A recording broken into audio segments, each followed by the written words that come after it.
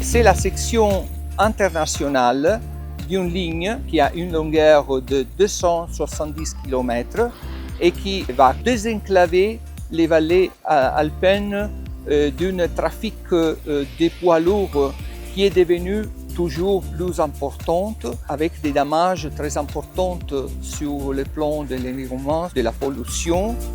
Je travaille pour le groupement Vinci Construction Rebuild, qui s'occupe de 2 chantiers opérationnels 6 et 7, qui part de Saint-Martin et il arrive jusqu'à Modane. Nous, on utilise sur ces chantiers 21 km en excavation conventionnelle, où on utilise l'explosif et des engins, comme par exemple la pelle ou le marteau-piqueur.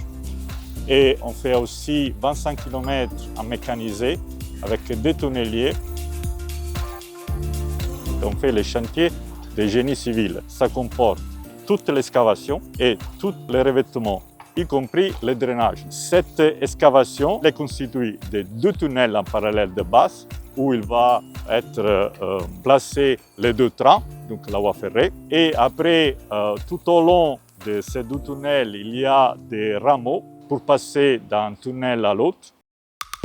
On creuse sur plusieurs typologies de roches.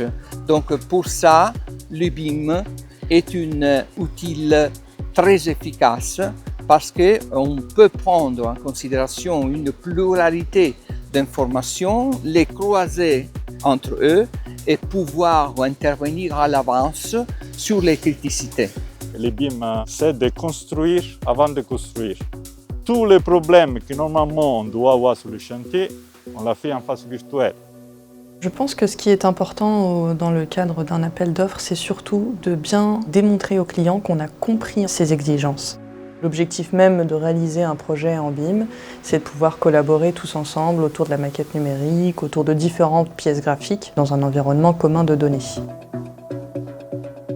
Nous avons formé les personnes de TELT au logiciel que TELT avait choisi pour le développement de la partie digitale, donc tous les outils de la famille Autodesk. On a commencé à utiliser Revit pour la réalisation du tunnel. On utilise Navisworks pour agréger les maquettes.